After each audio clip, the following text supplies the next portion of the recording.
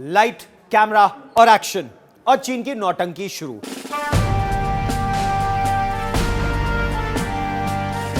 साल 2022 में भारत और चीन के संबंध किस तरह के रहने वाले हैं, इसका एक उदाहरण तो साल के शुरुआत में ही मिल गया, जब चीन ने एक प्रोपेगेंडा वीडियो जारी किया और यह दावा किया कि गलवान घाटी में उसके सिपाहियों ने चीन का झंडा फहराया। 21वीं सदी, इस तरह का झूठ, 2 मिनट नहीं लगे इस झूठ का पर्दाफाश होने में। गूगल अर्थ पे जाइए, आप गूगल मैप के जरिए आप अंदाजा लगा लीजिए कि इस झंडे को कहां फहराया गया था, और इंडिया टुडे के ओपन सोर्स इंटेलिजेंस डेस्क ने यही किया। मेरे सहयोगी अंकित कुमार ने यह बताया कि ये जो जहां भारत और चीन के बीच गलवान घाटी में तनाव हुआ था, उससे करीब 1.5 किलोमीटर दूर जो चीन के नियंत्रण में लद्दाख का हिस्सा है, वहीं पर चीन ने इस तरह का ड्रामा किया। यह ड्रामा चीन ने क्यों किया? क्या चीन भारत से बेहतर संबंध चाहता है? साफ है, नहीं चाहता है। अब चीन का रवैया इतिहास में जाकर भी देख लीजिए तो 50 के दशक में चाओ एन लाई हिंदी चीनी भाई भाई की नौटंकी करते थे, और 1962 में उन्होंने आपकी पीठ में खंजर भोंक दिया। हम उसके बाद भी नहीं जागे। 1967 में भी चीन ने आपको दबाने का प्रयास किया। नाथुला में जब आपने पलटवार किया तो चीन कुछ समय के लिए शांत हो गया। यही 1986 सुंदरोंगचू में हुआ। गलवान में भी चीन ने क्या सोचा था? अब चीन साफ साफ कुछ कह तो रहा नहीं है, तो आप ये केवल अनुमान लगा सकते हैं। क्या भारत की बढ़ती सैन्य क्षमता और भारत की आर्थिक क्षमता जो निरंतर बढ़ रही है, और इस पूरे लगभग 3,500-4,000 किलोमीटर लंबे वास्तविक नियंत्रण रेखा पर भारत बहुत तेजी से अब विकास कर रहा है, इंफ्रास्ट्रक्चर डेवलपमेंट कर रहा है, क्या चीन नहीं चाहता भारत ऐसा करे? क्या चीन नहीं चाहता कि भारत अमेरिका के साथ अपने संबंध और सुधारे? क्या चीन नहीं चाहता कि भारत एक सैन्य महाशक्ति और एक आर्थिक महाशक्ति के रूप में उभरे? इसीलिए चीन भारत को दबा कर रखना चाहता है। और मैं 50 के दशक की क्यों बात कर रहा हूं? भारत की भूमि चीन ने हथियाने की जो साजिश की, वो उसी समय से शुरू हो गई थी। भारत और चीन के बीच सीमा है ही नहीं। भारत और चीन के बीच की सीमा तो 50 के दशक में बनी, जब चीन ने जबरदस्ती तिब्बत पर कब्जा किया। हमने वो कब्जा क्यों माना? ये चलिए इतिहास की गलतियां हैं जिसके लिए हम अभी भी उसकी भरपाई कर रहे हैं, लेकिन चलिए अब उस बात से आगे बढ़ते हैं। क्या चीन ने हमारी जमीन हथियाना अभी शुरू किया? एक बहुत पुरानी टर्मिनोलॉजी है, सलामी स्लाइसिंग ऑफ इंडियन टेरिटरी। इसका क्या मतलब है? चीन 3-4 किलोमीटर आगे बढ़ता है, फिर बातचीत होती है, वो 2 किलोमीटर पे वापस चला जाता है, लेकिन फिर भी 1-1.5 किलोमीटर 2 किलोमीटर वो हथिया लेता है। तो इस तरह हमारी टेरिटरी की सलामी स्लाइसिंग वो निरंतर करता आया है। यही क्या उसकी मंशा थी? क्या एक बार फिर उसने यही सोचा कि मैं डरा दूं भारत को, भारत डर जाएगा, ही करेगा, और उसके बाद वही रिश्ते सुधारने की बात करेगा? वो भारत के साथ पैसा तो कमाना चाहता है, लेकिन भारत को दबा कर भी रखना चाहता है। और ये चीन की मनःस्थिति हमको समझने की आवश्यकता है। अगर हम नहीं समझेंगे तो हम अपनी गलतियों को दोहराते रहेंगे, और हमारी सरकारों ने ये गलती बार बार की है। चीन को हमने मुंहतोड़ जवाब देने का प्रयास तो किया है, चाहे हम 62 के अलावा 67 की बात करें, 86 की बात करें, गलवान घाटी की बात करें, डोकलाम की बात करें, हर जगह जब हम स्थिर होकर खड़े हो गए तो चीन को पीछे हटना ही पड़ा है। फिर चाहे वो दाएं बाएं कुछ करने की कोशिश करे, लेकिन आपको भी उतना ही सचेत रहने की आवश्यकता है। लेकिन एक बात हमको इस समझने की आवश्यकता है कि चीन हमारा मित्र नहीं है। इस मेंटालिटी से हमें उबरने की आवश्यकता है, जो हम नहीं उबर पा रहे हैं। चीन की क्या मानसिक स्थिति है? चीन की मनःस्थिति यह है कि वो अपने आप को एक बहुत शक्तिशाली मिडिल किंगडम समझता है। शी जिनपिंग अपने आप को कोई दुनिया का सबसे बड़ा राजा इस रूप में देखते हैं, ऐसा विशेषज्ञों का आकलन है। और वो हर देश से उस तरह से बात करना चाहते हैं कि या आप उनसे बड़े राजा हैं या आप उनसे छोटे राजा हैं। अगर आप उनसे छोटे हैं तो वो आपको अपने पैरों के तले दबा कर रखेंगे, जिस तरह से वो पाकिस्तान को दबा कर रखते हैं। पाकिस्तान को तो वो एक नौकर की तरह रखते हैं कि अब ये तुम्हारी भूमि हमारी, अब ये हमारा, अब ये हमारा। आप मीठी मीठी बातों पर मत जाइए। विशेषज्ञ ये कहते हैं चीन क्या बोलता है ये महत्वपूर्ण नहीं है, चीन क्या करता है ये बहुत महत्वपूर्ण है।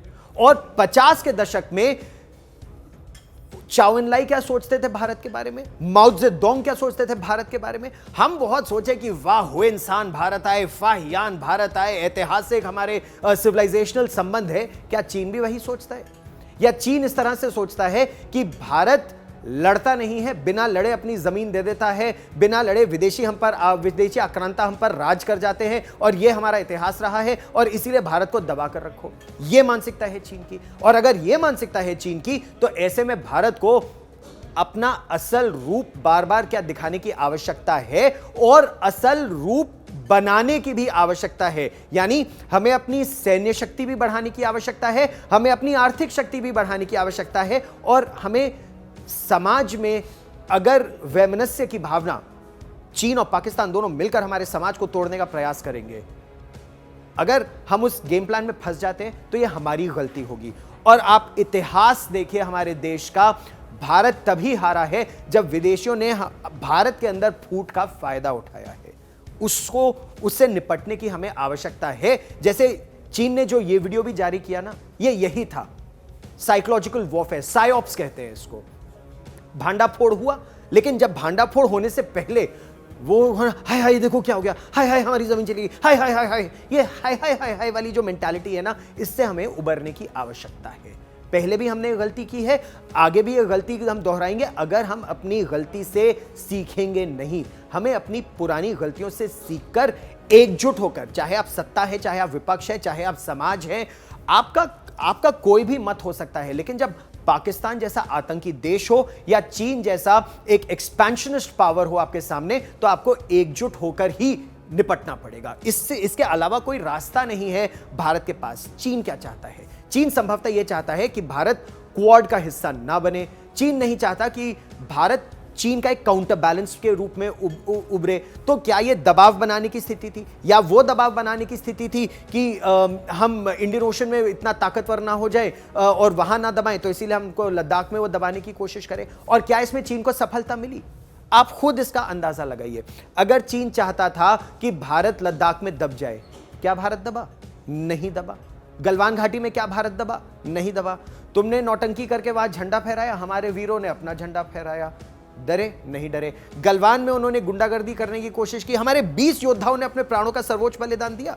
लेकिन कुछ अनुमान, चाहे वो रशियन एजेंसी तास हो या और अमेरिका का इंटेलिजेंस असेसमेंट हो, कोई कह रहा है चीन के 35 सिपाही मारे गए, कोई कहता है चीन के 44 सिपाही मारे गए, कुछ इंटेलिजेंस इनपुट्स और ज्यादा संख्या की भी है, लेकिन ये संख्या की बात नहीं है। हमने एक अपने कमांडिंग अफसर को खोया, उन्होंने अपने ग्रुप कमांडर को खोया, हमने 20 सिपाही, और हमने तो खुलकर कहा ना, हमारे 20 रणबांकुरों ने अपने प्राणों का सर्वोच्च बलिदान दिया। वो तो घबरा रहे हैं, बता भी नहीं रहे कितने उनके मारे गए। कोई कभी कहते हैं 5 मारे गए, कभी कहते हैं उनके कुछ वहां के रिपोर्ट्स आते हैं जो ज्यादा संख्या कहते हैं, तो उनके लोगों को गिरफ्तार कर लिया जाता है। तो स्थिति तो सामने सच्चाई निकलेगी। ये चीन इंटरनली कर रहा है या हमको दबाने के लिए कर रहा है? वो हमको दबाने के लिए कर रहा है, लेकिन क्या हम दब रहे हैं? अगर उसने वहां पर अपनी सेना बढ़ाई, हमने सेना बढ़ाई, वो अगर अपने इलाके में, या जो अक्साई का इलाका असल में है हमारा, लेकिन 50 के दशक से है चीन के कब्जे में, अगर उस इलाके में जो 50 के दशक से चीन के कब्जे में है, वहां पर अगर वो ब्रिज बना रहा है, तो हम क्या करें? भैया वो एक ब्रिज बना रहा है, आप 5 ब्रिज बनाइए।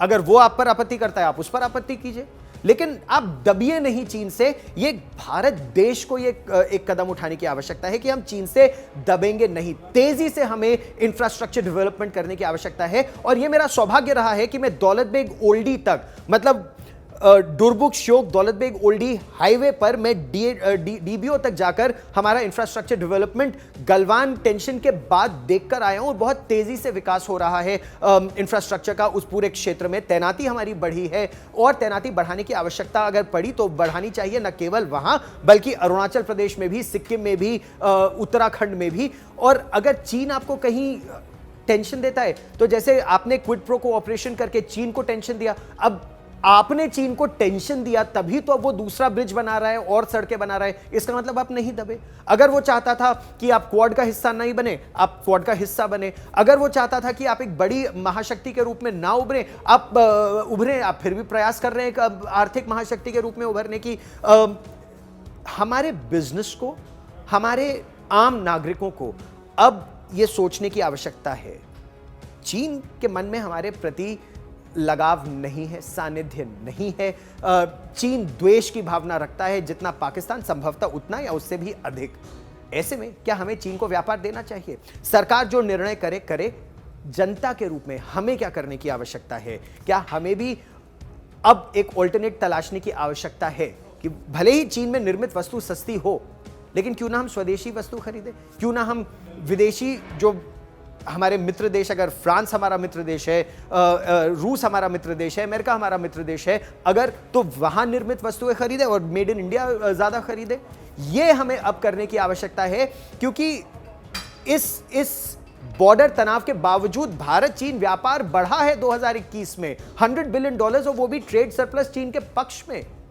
तो इससे तो भारत कोई दबाव नहीं बना पा रहा है, आर्थिक दबाव चीन पर। यह आर्थिक दबाव बनाने की आवश्यकता है, और यह हमें गांठ बांध के रख लेने की आवश्यकता है कि पाकिस्तान पहले हमारे देश में बहुत आतंक फैलाता था, हम कुछ नहीं करते थे। जब हमने ठोका पाकिस्तान को बालाकोट में, उसके बाद पाकिस्तान की आंखें खुल गई।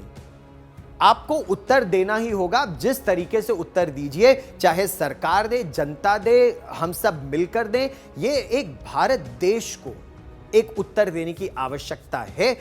तनाव आने वाले समय में और बढ़ेगा। चीन केवल शक्ति को रिस्पेक्ट करता है, चीन केवल शक्ति को सम्मान देता है। आप शक्तिशाली होंगे, चीन आपको सम्मान देगा। आप नहीं होंगे तो जिस तरह पाकिस्तान को दुत्कारता है, वैसे आपको दुत्कारेगा।